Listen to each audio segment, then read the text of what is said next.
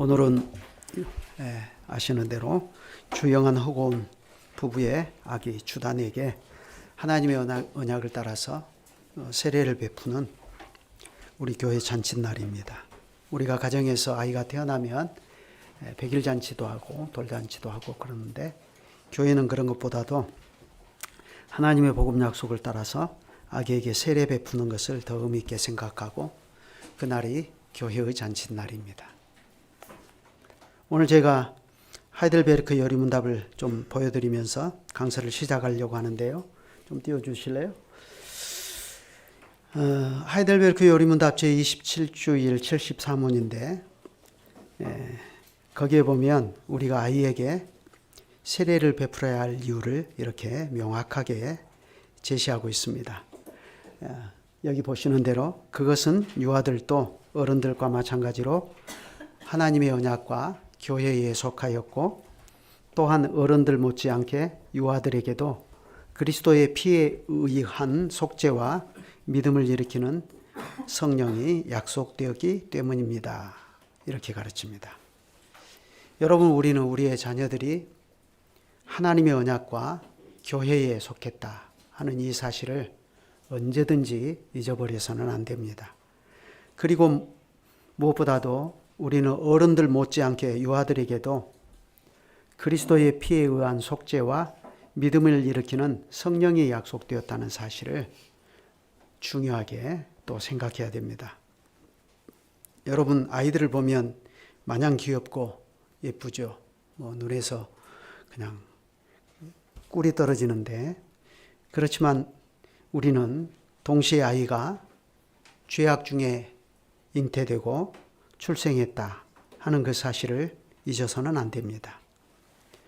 우리가 만약 그 점을 등한히 여기면 우리는 아이에게 세례 베푸는 것을 아주 느슨하게 생각할 것입니다. 그렇지만 부모가 그 점을 아주 민감하게 생각하는 사람이라면 결코 그럴 수가 없죠.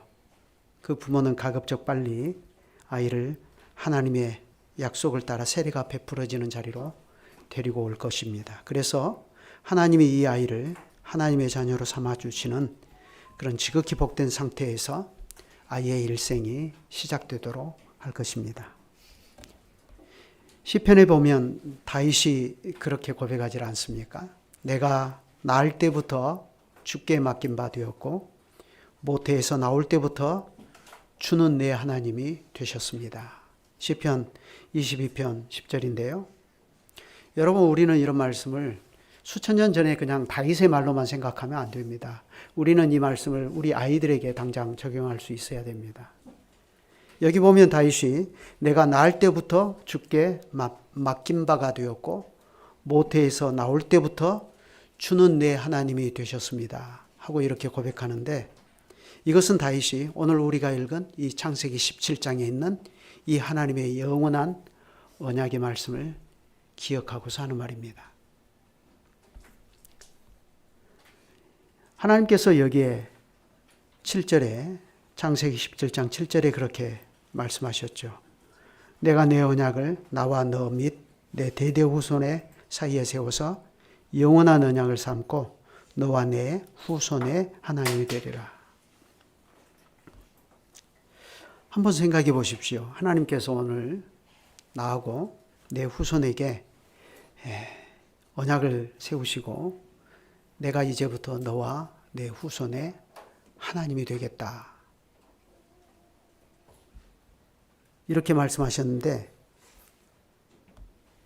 여러분, 이 말씀은 그 부모가 하나님을 어떤 분으로 아느냐에 따라서 이 말씀의 가치와 의미가 달라집니다.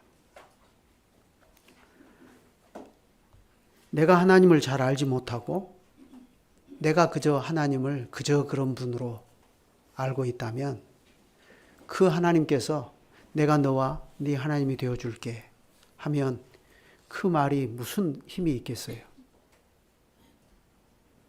그렇지만 어떤 사람은 하나님을 하나님으로 알아보는 눈을 가지고 있다고 생각해 보세요. 그래서 시편에서 말하는 것처럼 이렇게 이 사람은 고백합니다. 하나님이여, 주는 하늘 위에 높이 들리시며 주의 영광이 온 세계 위에 높아지기를 원하나이다.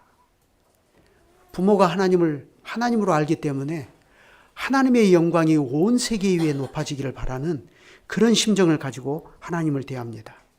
그렇다면 그런 사람에게 하나님이 가까이 다가오셔서 내가 내 언약을 나와 너와 내 대대 후손의 사이에 세워서 영원한 언약을 삼고 내가 너와 내 후손의 하나님이 되겠다 하신다면 그 언약의 가치는 천하 무엇과도 바꿀 수 없는 것이 될 것입니다.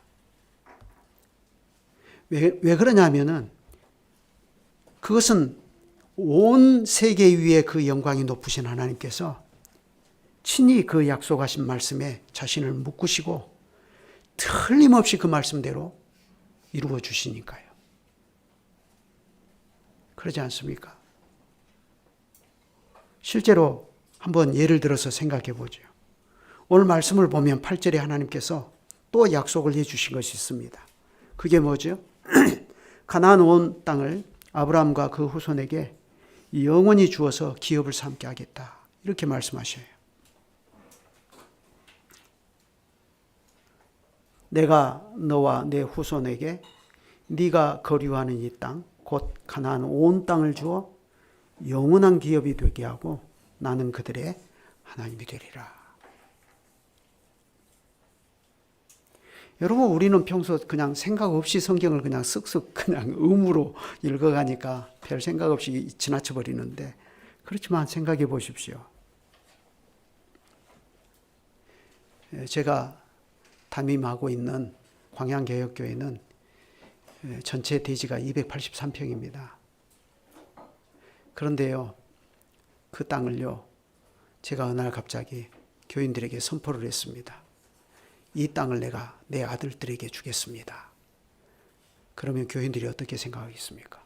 아니, 목사님이 나이가 들더니 미쳤나 보다. 이 땅이 어떻게 자기 거라고 자기 아들들한테 교회 땅을 줘버린대? 당장 쫓겨날 거죠. 그런데요, 하나님께서 지금 네가 거류하는 이 가나안 땅 내가 너와 내 후손에게 주겠다, 이렇게 말씀하셔요. 그러면 이게 무슨 의미입니까? 여러분 당시에는 가나안 땅에 이미 겐 족속, 그니스 족속, 감목 족속, 헷 족속, 가나안 족속, 기르가스 족속, 여부스 족속 등 7 부족이 이미 이 땅에 들어와서 이 땅을 다 장악하고 차지하고 있었습니다. 그들이 이 땅의 주인 노릇하고 있었다고요. 그런데 하나님께서 일일이 그들에게 찾아가서 내가 이 땅 아브라함에게 줘도 되겠냐? 여기 네 원함이 여기다 도장 찍어라. 그렇게 허락받고 이 말씀하십니까? 허락 안 받으셨습니다. 그냥 일방적으로 그들에게 물어보지도 않고 이 땅은 내가 아브라함과 그 후손에게 줄 거야, 선포해 버리십니다. 그럼 왜 그렇죠? 하나님이 이 땅의 주인이시니까요. 실제로 하나님은 온 세상의 주인이십니다. 하나님은 이 세상을 창조하신 창조주셔요. 그러니 이 세상을 자기 뜻대로 누구에게든지 주시는 분이십니다. 그런 하나님이 이 세상을 누구에게 주고 말고를 결정할 때 거기 찾아가서 그 땅에 살고 있는 사람들 찾아가서 내가 이 땅 줘도 되겠냐? 허락받으시겠어요? 시편 24편 1절에 뭐라고 했습니까?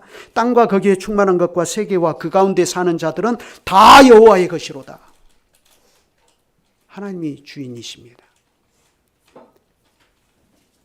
그래서 보면 이때 하나님께서는 아브라함과 그 자손에게 가나안 땅을 주시겠다고 하셨는데 그게 결코 빈말이 아니지 않습니까?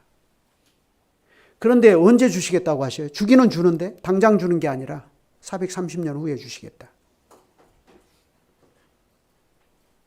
왜 그렇죠? 거기에도 하나님이 깊은 심오한 뜻이 있어요. 그걸 보면 놀랍지 않습니까? 하나님이 얼마나 자비로우신 분이신가. 지금은 이 가나안 부족들이 심판을 받을 만큼 타락하지 않았어요. 그러니까 새들어 사는 그들에게 살 수 있는 기회를 더 주시는 거예요. 그리고 아직 아브라함의 후손은 그렇게 하늘의 별과 같이 많아지지도 않았어요. 때를 기다리시는 거예요. 때를 기다리실 뿐이지 안 주신 건 아니잖아요. 실제로 430년 후에 여호수아를 통해서 그 땅에 이스라엘 자손이 들어갔고 틀림없이 그 땅을 하나님의 약속을 따라서 그 땅을 주셨습니다. 그래 430년 후에 여호수아 때에 그 땅을 분배해서 주신 그 일이 여기 창세기 17장에서 맹세하신 그 약속을 따라서 된 일이에요.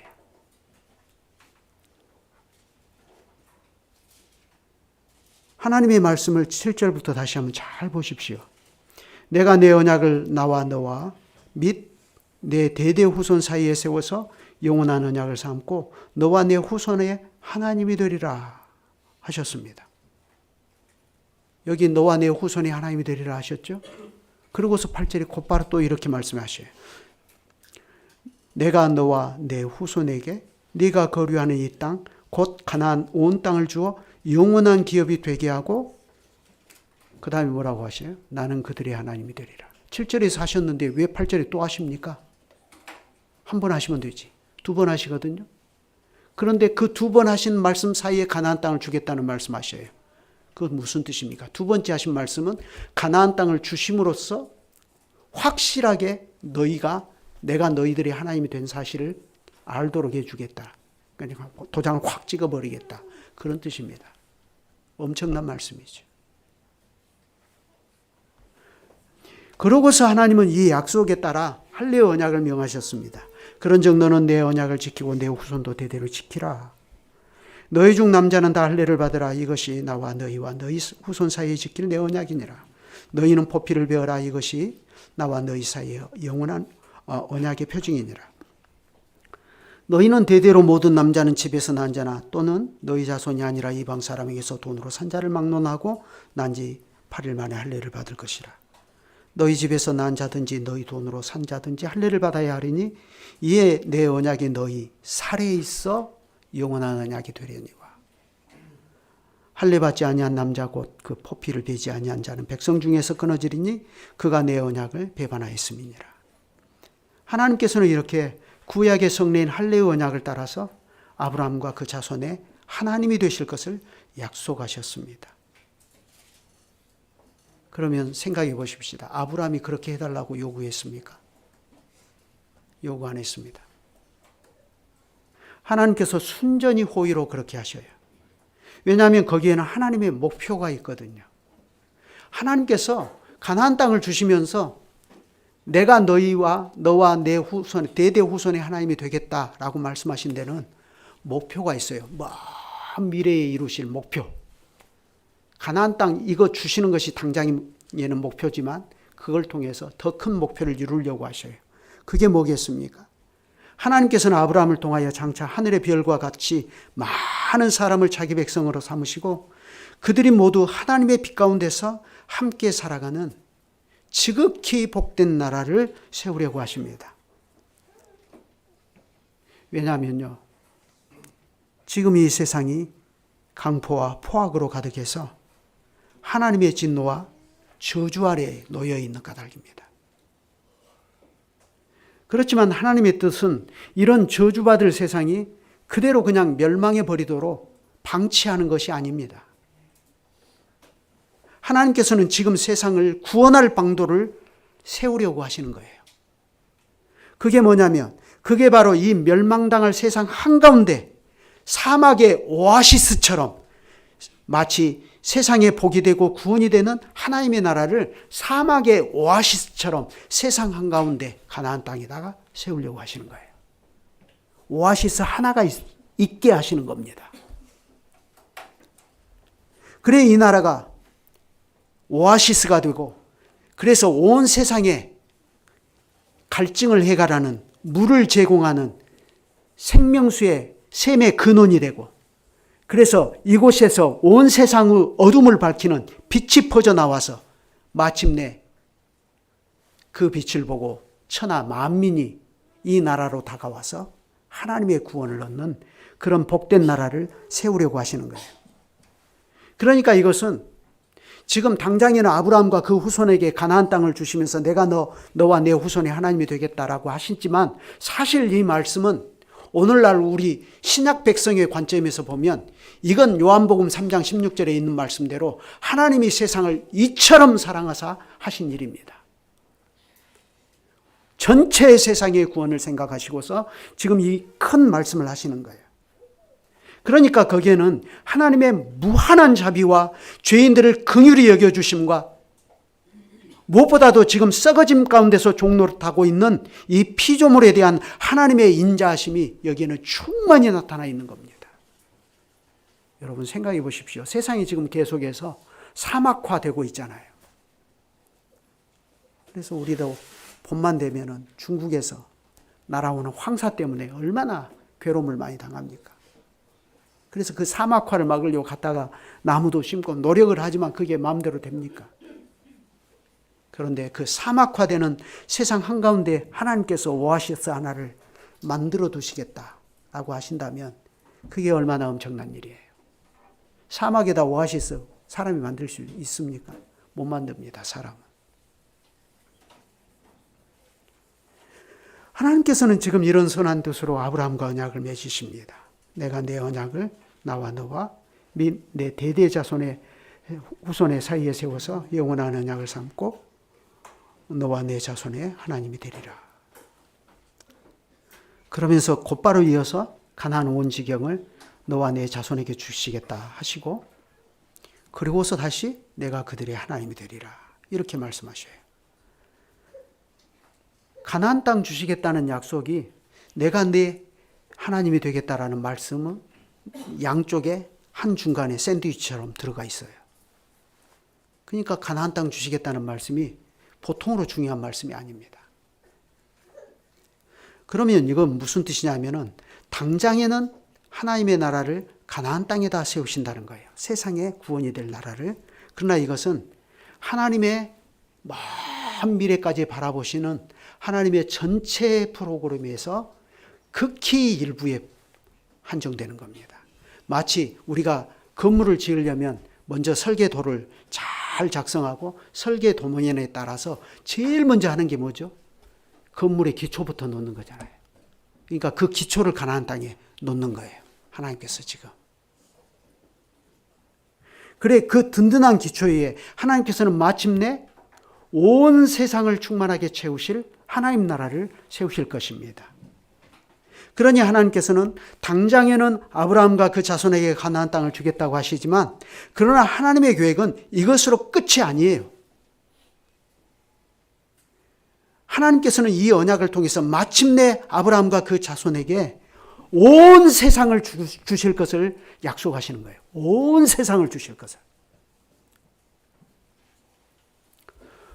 그것을 누가 말했습니까? 사도 바울이 말했습니다. 로마서 4장을 한번 중요하니까 찾아보십시다. 로마서 4장 11절부터 한번 보십시다.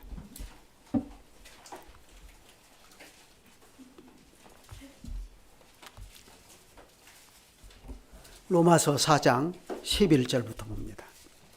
거기 보면 이렇게 되어 있죠. 그가, 여기서 그는 누구예요? 아브라함이죠. 그건 알겠죠? 아브라함이에요. 그가, 아브라함이 할례의 표를 받은 것은 무할례시에 믿음으로 된 의를 인친 것이니 이는 무할례자로서 믿는 모든 자의 조상이 되어 그들도 의로 여기심을 얻게 하려 하심이라. 12절 또 할례자의 조상이 되었나니 곧 할례 받을 자에게뿐 아니라 우리 조상 아브라함이 무할례시에 가졌던 믿음의 자취를 따르는 자들에게도 그러하니라. 그래서 이제 아브라함은 믿음의 조상이다 그렇게 말하기도 하죠. 그러면서 13절에 이렇게 말합니다. 거기는 한번 같이 읽어보실까요? 시작. 아브라함이나 그 후손에게 세상의 상속자가 되리라고 하시는 언약은 율법으로 말미암은 것이 아니요 오직 믿음의 의로 말미암은 것이니라. 아까는 분명히 가나안 땅을 상속하게 해주시겠다 했잖아요. 그렇잖아요? 아까는 분명히 대상이 땅의 대상이 뭐예요? 상속의 대상이 가나안 땅입니다. 근데 여기서는 뭐라고 말씀하셔요? 세상의 상속자가 되게 하신다. 그런데 이 세상이라고 번역된 이 말 원문에 보면 코스모스입니다. 코스모스가 무슨 뜻인지 아시죠? 따라서 하나님의 이러한 계획에 따르면 하나님께서는 세상에 영원한 복이 되는 하나님 나라를 전체 세상에 가득하게 채우실 것인데, 하나님의 나라로 가득 차게 된 그 세상을 마침내 누가 차지하게 되느냐 하면은 아브라함과 그 대대 후손이 차지하게 된다 하는 거예요. 그러니까 오늘 하나님께서 우리 주영한 허고은 부부의 아기 주단에게 세례를 베풀어서 너는 이제부터 내 자녀이고 나는 이제부터 네 하나님이다 하고 이 아이를 하나님의 소유로 확정하여 주시는 데는 이런 깊은 뜻이 있습니다. 우리는 기껏해야 평생 빼 빠지게 일을 해서 재물을 모아도 나중에 저 세상으로 갈 때 자식에게 아파트 한 채 남겨주고 가면 잘한 것 같아요. 그것도 안 되는 일도 많잖아요. 그런데 하나님께서는 그리스도 때문에 이 아이의 아버지가 되시고 이 아이의 하나님이 되셔서 하나님께서는 마침내 이 아이를 세상의 상속자로 삼아주신다는 거예요. 세상의 상속자로. 그러니까 우리는 종국에 가서 하나님의 이 언약이 다 이루어지면 마침내 하나님이 새롭게 하실 이 전체 세상의 주인이 누가 되는가를 생각해 봐야 됩니다. 여기 우리 아이들 이렇게 부모 품에 안겨가지고 예배드리는데 자기도 하고 꼼지락꼼지락 놀기도 하고 하는데 이 아이들이 보통 아이들이 아닙니다.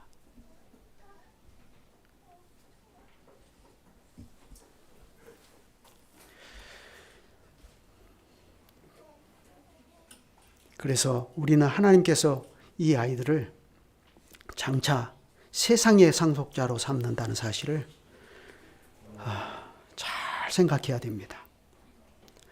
지금은 세상이 죄 아래에 있어서 약육강식의 세상입니다. 그래서 지금 이 세상은 돈 많은 부자들과 힘 있는 자들이 차지하고 있어요. 세상의 주인이 따로 있습니다. 그렇게 보이죠. 여기 서울 경기도만 올라오면 제가 그냥 입이 쩍 벌어집니다. 얼마나 큰 건물들이 많고 빌딩들도 많고. 제가 용산에서 내리면 처음에는 지하철 타고 다녔는데 이제는 길을 알아가지고 한 번에 502번을 타면 여기까지 오는구나. 그래서 이제 502번 타고 다닙니다. 지하철 안 탑니다. 재밌습니다. 뭐 한강도 지나가고요. 그래서 한강 넘어오다 보면 카페 있어요. 거기서 내려가지고 카페 올라가서 차 마시면서 이야 한강 해 떨어지는 거 보고 이야 이런 기가 막힌 풍경이 있냐 그렇게 하고 막 오는데 그때마다 또 한 가지 드는 생각이 있어요. 저 많은 63 빌딩도 보이고 많은 빌딩 아파트 하나님께서는 나한테 하나도 안 주셨구나. 그런 생각이 들어요. 그럴 때 조금 용서하십시오. 좀 쪽팔리지 않습니까? 저 많은 건물들, 저 많은 빌딩들 가운데 단 한 칸도 하나님께서는 나에게 안 주셨구나. 근데 아브라함도 실제로 그랬습니다. 하나님께서는 분명히 너와 네 자손에게 가나안 땅을 주겠다 하셨어요. 그러나 실제로 아브라함은 자기 당대에 변변한 땅 한 평 갖지 못했고 평생을 이곳저곳 전진하며 살았습니다. 그러다가 겨우겨우 자기 아내 사라가 죽으니까 발등에 불이 떨어졌죠. 자기 아내를 어디다 매장하지? 세상에 생각해 보세요. 그것처럼 남편에게 참 자기 아내가 죽었는데 매장할 땅이 하나도 없어. 저는 죽으면 해남 가면 묻힐 곳도 있습니다. 제 아내도 거기 묻힐 곳도 있어요. 그러니까 참 저는 안심이에요. 그런데요, 자기 사랑하는 아내가 죽었는데 매장할 곳이 없어요. 그래서 발등에 불이 떨어진 거죠. 그래서 막벨라 굴, 그때 겨우 산 거 아니에요? 그래서 막벨라 굴, 그 헤브론 땅 막벨라 굴 제가 가봤거든요.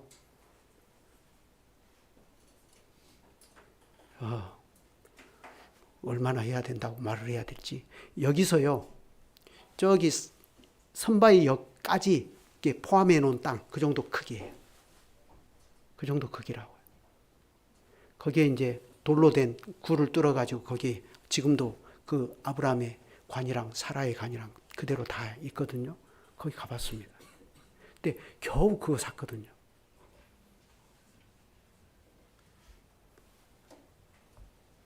그렇지만 하나님께서는 430년 뒤에 틀림없이 가나안 땅을 실제로 아브라함과 그 자손에게 주셨습니다. 이스라엘 자손이 그 땅의 원주민들, 죄악 가운데 있는 소돔과 고모라 같이 타락해버린 그들을 다 진멸해버리고 그 땅을 마침내 다 차지하게 하셨어요. 하나님의 약속대로 된 겁니다. 여러분, 그것은 우리도 마찬가지입니다. 당장은 하나님의 백성인 우리가 세상의 상속자가 된다는 게 아주 그냥 허황된 말처럼 보이잖아요. 그렇지 않습니까? 그렇지만 하나님께서는 구약의 성례인 할례로 맹세하신 언약을 이루셔서 가나안 땅을 마침내 아브라함의 자손이 차지하게 하신 것처럼 마침내 온 세상도 아브라함과 그 자손이 차지하게 하실 것입니다. 그러면 당장 문제가 되는 게 있죠. 그게 뭐죠? 우리는 아브라함과 피 한 방울도 섞이지 않았는데 어떻게 우리가 아브라함의 자손이라는 것을 확신할 수 있습니까? 그렇잖아요. 나도 그렇고 여러분도 그렇고 아브라함과는 피 한 방울도 섞이지 않았어요. 바로 이 점에서 우리는 사도 바울이 갈라디아서 3장에서 가르친 것을 주목할 필요가 있습니다. 한번 갈라디아서 3장 6절부터 9절을 먼저 한번 찾아보십시다.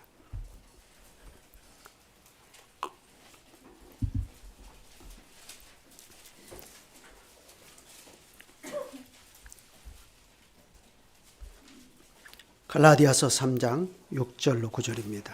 제가 읽겠습니다. 아브라함이 하나님을 믿음에 그것을 그에게 의로 정하셨다함과 같으니라.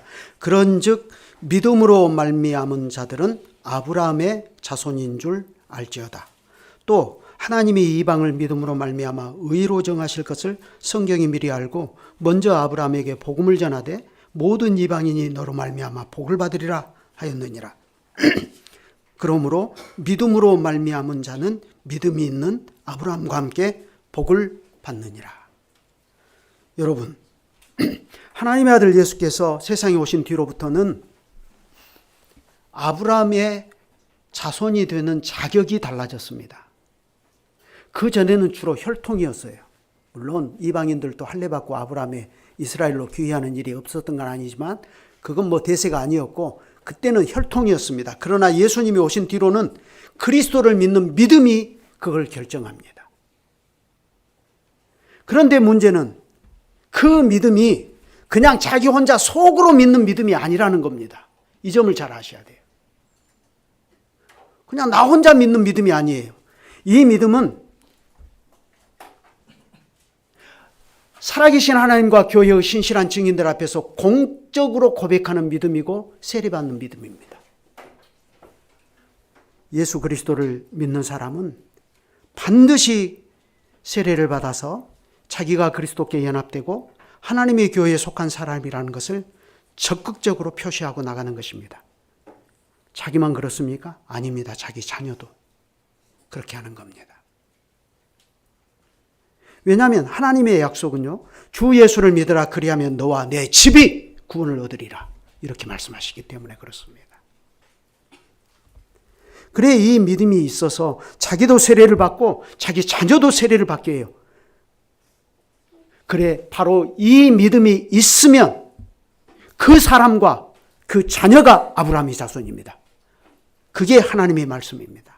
그래서 이번에는 갈라디아서 3장 26절부터 29절을 이어서 읽어봅시다. 거기는 한번 다 같이 읽어보시죠. 26절부터 29절 시작.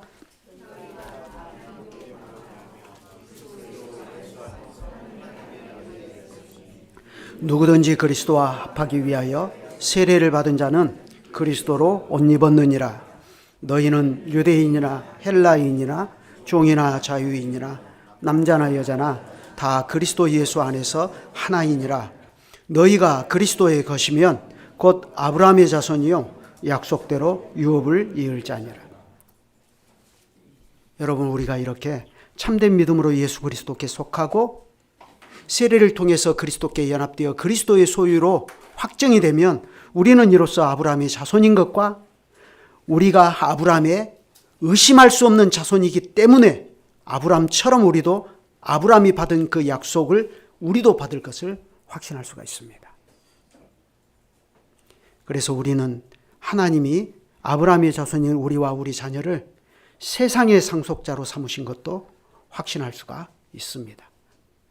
그 당시 수천 년 전에 아브라함의 자손들에게는 조그만한 가나안 땅 주셨지만 이제 우리에게는 전체 세상을 우리의 소유로 주신다. 그걸 확신할 수가 있어요. 그런데요, 하나님께서는 이 세상을 죄와 사망이 왕노릇하는 그 상태, 그래서 썩어짐의 종노릇하는 그 흠결 많은 그 상태로 우리에게 주시는 것이 결코 아니라는 사실입니다. 하나님께서 이 세상을 우리에게 주실 때는 이 세상을 그 피조물에 썩어진 데서 완전히 빼내서, 그래서 죄와 죄의 오염이 전혀 없는 완전한 새로운 세상으로 탈바꿈을 시켜서 그 세상을 우리에게 주시는 거예요. 그래서 새 하늘과 새 땅을 주신다는 겁니다. 하나님의 목표는 우리에게 새 하늘과 새 땅을 주시기 위해서, 하나님의 목표는 우리 자신의 인격과 타락한 본성과 세상 전체에서 죄를 완전히 걷어내 버리시는 겁니다. 죄의 오염까지도 다 씻어서 걷어내 버리시는 거예요. 그래서 그걸 우리에게 영원한 유업으로 주시는 것입니다. 그래 하나님께서는 이런 큰 뜻을 가지고 예수 그리스도를 주신 것입니다. 그러니 그리스도께서도 이러한 뜻을 너무나 잘 아시기 때문에 그분은 죽기까지 성부께 복종하여서 하나님의 뜻을 이루셨습니다. 그러니 하나님께서는 우리에게 이것을 믿고 생명에 이르도록 성신을 또한 부어주실 뜻을 나타내시고 약속해 주셨습니다. 이번에는 갈라디아서 바로 그 3장에 있는 13절로 14절의 그 사실을 우리가 확인할 수 있는데 거기를 보겠습니다. 거기도 같이 한번 읽죠. 13절 14절. 그리스도께서 우리를 위하여 저주를 받은 바 되사 율법의 저주에서 우리를 속량하셨으니 기록된 바 나무에 달린 자마다 저주 아래에 있는 자라 하였습니다. 이는 그리스도 예수 안에서 아브라함의 복이 이방인에게 미치게 하고 또 우리로 하여금 믿음으로 말미암아 성령의 약속을 받게 하려 함이라. 그래 바로 이러한 사도의 가르침 때문에 우리는 우리 자녀들에게도 그리스도의 피에 의한 속죄와 믿음을 일으키는 성령이 약속되어 있다 하는 것을 알게 됩니다. 그래 우리가 이것을 간단히 말하면 죄 씻음과 믿음을 일으키는 성령입니다. 이것은 우리가 하나님 나라에 들어가는 데 있어서 아주 필수적인 조건이에요. 그런데 이 조건을 하나님께서는 우리 자신에게 스스로 충족하라고 내걸지 않으셨습니다. 하나님께서 이 약속하신 조건도 다 이루어 주시겠다 이거예요. 죄 씻음만 하더라도 그렇지 않습니까? 여러분 선지자 에레미야의 글을 읽으실 때 이 말씀 보신 적이 있죠. 구수인이 그의 피부를 표범이 그의 반점을 변하게 할 수 있느냐? 그러면서 반어법을 이렇게 쓰십니다. 만약 할 수 있다면 악에 익숙한 너희도 선을 행할 수 있을 것이다. 이건 반어법이에요. 할 수 없다는 얘기죠. 마찬가지로 사람은 자기의 근본적인 죄의 문제를 스스로 해결할 수가 없어요. 여러분 흑인이요. 자기 피부가 까만 피부가 마음에 안 든다고 스스로 백인으로 만들 수 있습니까? 없습니다. 마이클 조단이 시도는 했지만 잘 안 됐잖아요. 표범이 자기 반점이 싫다고 해서 스스로 그 반점을 스스로 없앨 수 있습니까? 안 되는 겁니다. 사람은 자기 죄가 싫다고 해서 스스로 그 죄를 씻어낼 수 있습니까? 할 수 없습니다. 오직 하나님께서 죄를 제거해 주시는 것입니다. 그래서 하나님께서는 그 사실을 분명히 하시죠. 할례의 언약을 통해서. 포피를 베거라. 포피를 베거라. 이건 아주 상징적인 겁니다. 하나님께서는 포피를 베는 행위를 통해서 죄를 제거해 버리신다는 사실을 상징적으로 보여주십니다. 그래서 구약에서는 할례지만 신약에서는 대신 세례가 제정되었죠. 하나님께서는 세례를 통해서 그리스도의 피에 의한 속죄를 약속해 주십니다. 여러분 우리가 우리 몸에 더러운 것이 묻으면 물로 샤워를 해서 그걸 씻어내지 않습니까? 그것처럼 세례도 예수 그리스도의 피와 성신으로 나의 영혼에 더러운 것 곧 나의 모든 죄를 씻어내 주신다는 것을 하나님께서 약속해 주셔요. 그러한 죄 씻음이 없이는 아무도 하나님께서 온전케 하신 세상의 상속자가 되지를 못합니다. 쉽게 말하면 죄 씻음이 없이는 하나님 나라에 들어갈 수가 없어요. 그러니 하나님께서는 세례를 통해서 이것을 약속해 주실 뿐만 아니라 또한 이것을 우리가 일평생 계속해서 간직하고 그 믿음으로 살게 하시려고 하나님께서는 우리 안에서 지속적으로 믿음을 일으켜 주시는 성신을 주시겠다는 약속을 또한 하시는 것입니다. 그러니까 성령은요, 마치 우리 안에 계속 내주하셔서 에너지를 공급해 주시는 거예요. 믿음을 계속해서 일으켜 주셔요. 그런데요, 가만히 있으면 됩니까? 성령께서는 은혜의 방도를 사용하셔요. 말씀이 있는 자리로 우리를 이끄시고 그 말씀을 은혜의 방도로 쓰셔서 우리 안에서 믿음을 일으켜 주십니다. 세례와 성찬도 마찬가지죠. 그래 우리가 이러한 하나님의 약속을 믿고 예수 그리스도를 믿는 믿음으로 세례를 받고 우리 자녀도 세례를 받게 하십니다. 하나님께서는 그걸 보시고 어떻게 판단하시냐면은 제 표현이 이래서 죄송합니다. 하나님의 표현을 더 실감나게 하기 위해서 이놈이 내 약속을 믿는구나 하고 그렇게 인정해 주셔요.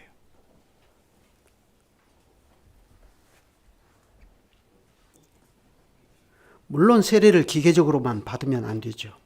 하나님께서는 그리스도의 진리와 성령을 믿는 우리에게 베푸셔서 우리가 이 세상을 살아갈 때 그 믿음을 평생 밀어붙이면서 살게 하십니다. 여러분 지난 수요일 날 이종독 장로님께서 대독하셨는데 코치스 박사의 설교를 우리가 함께 들었잖아요. 믿음으로 선행을 행하는 것이 왜 우리에게 필요한지, 그 선행을 계속해서 행하고 나가도록 성령을 우리에게 부어주신 것입니다. 그래서 우리가 하나님의 계명을 따라서 하나님의 아들이신 예수 그리스도를 믿고 형제가 서로 사랑하는 거룩한 교회를 이 세상에서 일평생 이루면서 살아가게 해주셔요. 그러니 이것을 믿는 부모는 그 믿음으로 하나님께서 자기 자녀에게 세례를 베푸시는 것을 기쁘게 생각하고 그 아이를 기꺼이 세례가 베풀어지는 자리에 데리고 나오는 것입니다. 믿음이 있는 부모는 그 아이를 볼 때 내가 어떻게 내 속으로 이렇게 이쁜 자식을 낳았나 그렇게 감탄만 하고 있는 것이 아니라 이 아이가 나와 마찬가지로 죄 아래 잉태되고 출생했다 하는 그 사실을 민감하게 생각하고, 그렇지만 하나님께서 아이에게 언약의 세례를 베푸시고 이것을 계기로 해서 하나님께서 이 아이의 아버지가 되시고 그래서 약속하신 대로 죄 씻음을 베풀어 주시고 믿음을 일으키시는 성령을 약속해 주셨다. 그래서 마침내 전체 세상의 상속자가 되게 해주신다 하는 것을 생각하고 그 믿음으로 이 아이를 계속해서 양육해 나갈 것입니다. 그 일은 시간이 오래 걸리는 일이고 그 일은 고단하기 그지없는 일입니다. 요즘 젊은 부부들이 아이를 낳아서 키우는 거 보면 정말 힘들어요. 저희 광양개혁교회 젊은 엄마는 심각한 산후 우울증을 겪었습니다. 아이를 셋 낳아서. 둘째까지는 괜찮았는데 셋째를 딱 낳더니 우울증이 확 와가지고 제가 걱정을 얼마나 많이 했는지 몰라요. 진짜로. 그렇게 밝던 아가씨가 혼인해서 자녀를 낳았는데 셋째 딱 나니까 눈물을 쭉 그냥 그렇게 하는. 얼마나 힘들었으면 그랬을까. 지금은 다 이제 치료되었어요. 아이들도 얼만큼 잘 자랐고. 그렇게 고단한 일입니다. 그렇지만 믿음이 있는 부모는 그 일을 자기가 평생에 기쁘게 이루고 나가야 할 소명으로 알고 그 일을 힘써서 행하고 나가는 것입니다. 이제 유아 세례를 베풀도록 하겠습니다. 자, 주영한 허공원 씨 부부는 아이를 데리고 이 맨 앞자리로 나오시기 바랍니다.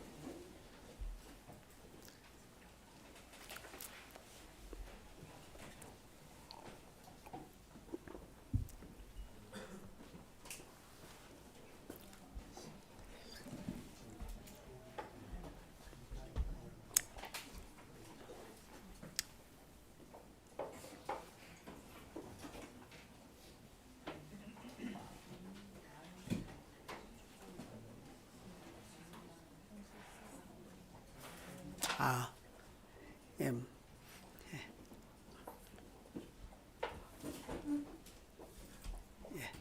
천천히 나오세요. 아이가 깨지 않도록. 일단 자리에 앉으십시오.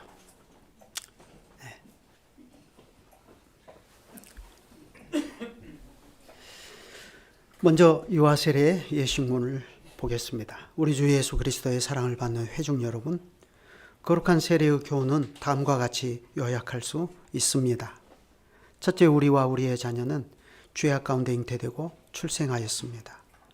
따라서 우리는 본질상 진노의 자녀이며 거듭나지 않으면 하나님 나라에 들어갈 수 없습니다. 물로 씻는 의식은 바로 이 사실을 우리에게 가르쳐 줍니다. 이 예식에서 우리의 영혼의 불결함이 드러납니다. 따라서 우리는 자기 자신을 미워하고 하나님 앞에서 자신을 낮추고 우리의 정결함과 구원을 우리 밖에서 구해야 합니다. 둘째, 세례는 예수 그리스도께서 우리의 죄를 씻어주심을 우리에게 보여주고 인을 치는 것입니다. 그러므로 우리는 그리스도의 명령을 따라서 성부와 성자와 성신의 이름 안으로 세례를 받습니다. 우리가 성부의 이름 안으로 세례를 받을 때 성부 하나님께서는 우리와 영원한 은혜의 언약을 맺어주심을 선언하시고 인을 쳐주십니다.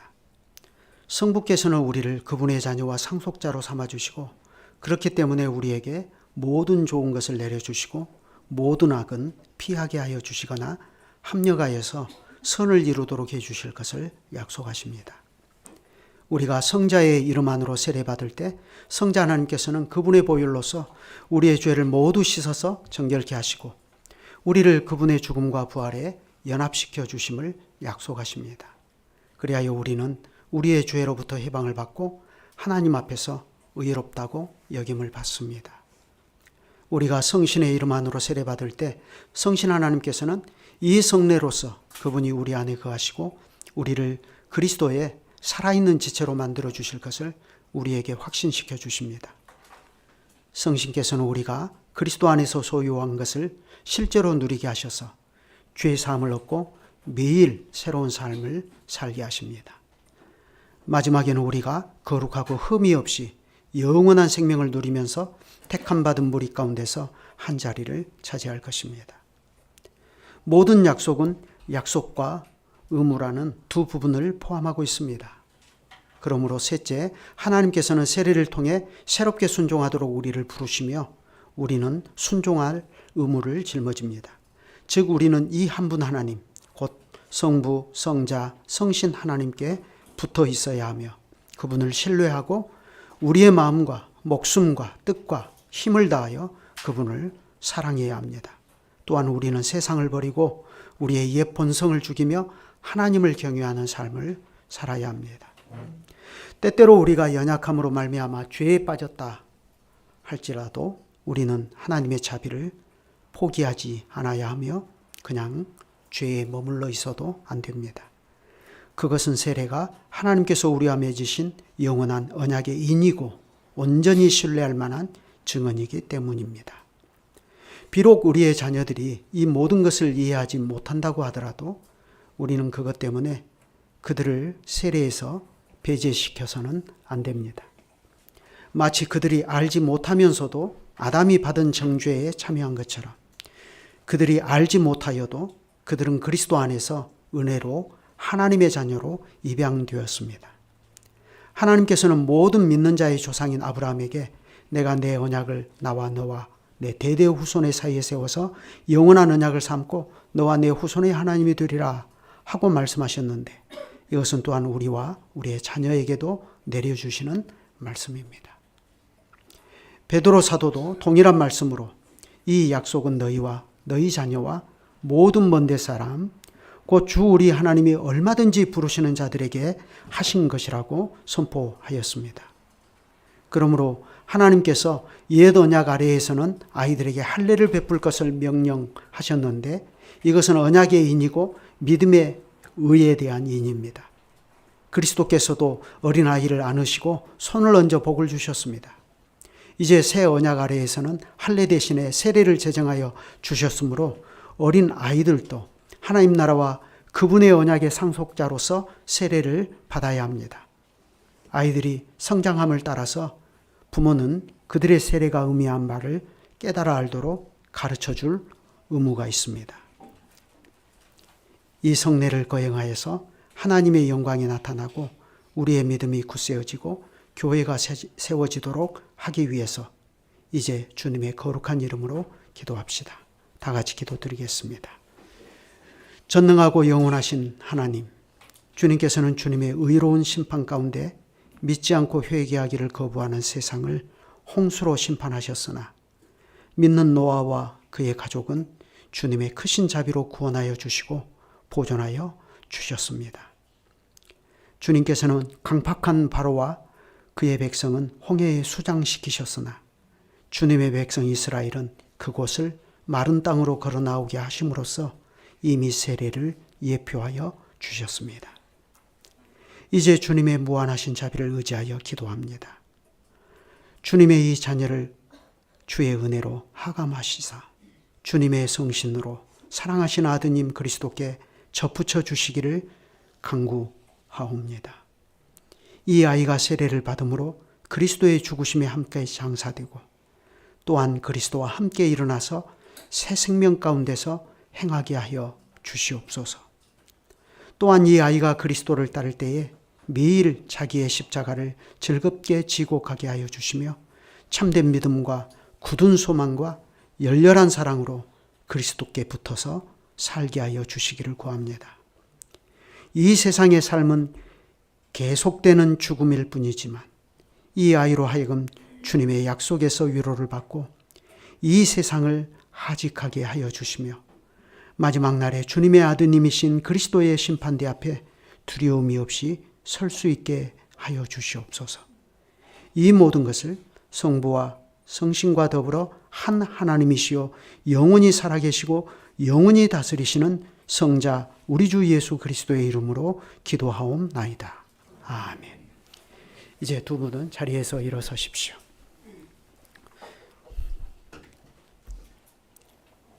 우리 주 예수 그리스도의 사랑을 받는 부모 여러분, 세례는 하나님께서 그분의 언약을 우리와 우리의 자녀들에게 인을 치려고 제정하신 것임을 그대들은 들었습니다. 따라서 우리는 이 성례를 그 목적으로만 사용할 것이며 습관적으로나 미신적으로 행하여서는 안 될 것입니다. 그대들이 그러한 뜻에서 세례를 원하고 있음을 명백히 하려고 이제 몇 가지 질문을 하니 신실하게 대답하여 주시기 바랍니다. 첫째, 우리 아이들이 비록 죄악 중에 잉태되고 출생하여서 모든 비참함을 겪고 심지어 영원한 심판까지 받게 되었지만 그러나 그리스도 안에서 거룩하여졌으며 따라서 교회의 회원으로 세례받는 것이 마땅하다고 고백하십니까? 둘째, 그대들은 사도신경에 요약되어 있고 여기에 있는 이 그리스도의 교회에서 가르치는 구약과 신약의 교훈이 구원을 위한 참되고 완전한 교훈이라고 고백하십니까? 셋째, 그대들은 부모로서 이 아이가 성장함을 따라서 그대들의 힘을 다하여 주님의 교양과 훈계로 이 자녀를 교육하고 교육받게 하며 또한 진히 사람의 본분을 이 아이에게 보이기를 힘쓰며 이 아이를 위해 기도하고 함께 기도하기로 약속하십니까? 그대들은 이 모든 말씀대로 서약하시겠습니까? 네, 그대로 서약합니다. 예. 세례를 베풀도록 하겠습니다. 이종덕 장로님, 잠깐 나오시죠. 앞으로 이렇게 나오십시오. 이쪽으로 보십시오. 장로님 이걸 드시고.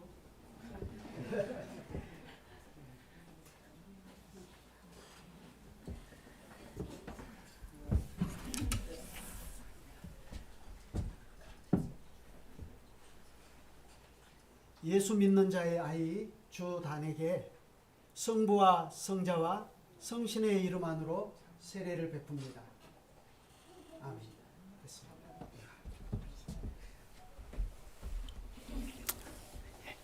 들어가실 때입니다. 예. 친절하게 감사합니다. 기도드리시죠.